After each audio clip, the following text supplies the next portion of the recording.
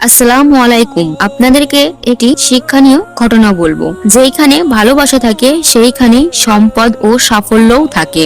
এক মহিলা তার বাড়ি থেকে বেরিয়ে উঠানে দেখলো তিনজন বৃদ্ধা লোক বসে আছে। তিনি তাদেরকে চিনতে পারলো না, তাই তিনি বললেন, আমি আপনাদের কাউকে চিনতে পারলাম না, কিন্তু আপনারা হয়তো ক্ষুধার্ত, আপনারা ভেতরে আসুন, আমি আপনাদের খাওয়ার ব্যবস্থা করছি। তারা জিজ্ঞাসা করলেন, বাড়ির কর্তা কি আছেন? মহিলা বললেন, না, তিনি বাহিরে গেছেন, তাহলে আমরা আসতে পারবো না।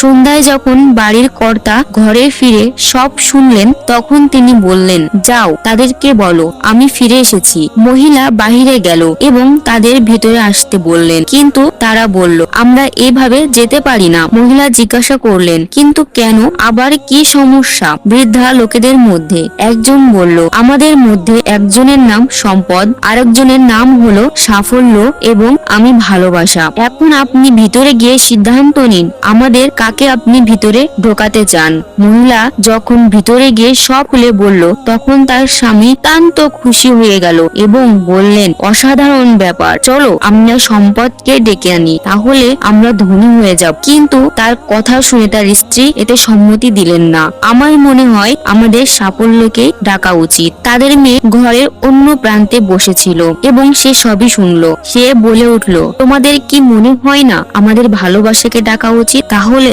আমাদের ঘরে ভালোবাসায় পূর্ণ হয়ে উঠবে। লোকটি বলল, ঠিক আছে, তাহলে আমাদের মেয়ের কথাই শুনবো। তুমি বাইরে যাও এবং ভালোবাসাকে আমাদের অতিথি হিসেবে নিয়ে আসো। মহিলাটি বাইরে গেল এবং বলল, আপনাদের মধ্যে ভালোবাসা কার নাম? অনুগ্রহ করে তিনি ভিতরে আসুন, তিনি আমাদের অতিথি। ভালোবাসার নামে বৃদ্ধ উঠে দাঁড়ালো এবং বাড়ির দিকে হাঁটতে শুরু করলো। বাকি দুজনও উঠে দাঁড়ালো এবং তারাও তাকে অনুসরণ করতে শুরু করলো। মহিলা এতে ভীষণ অবাক হয়ে গেল এবং বলল, আমি তো শুধু ভালোবাসা নামক বৃদ্ধকে ভিতরে আসার আমন্ত্রণ জানিয়েছি, আপনাদেরকে তো আসতে বলিনি।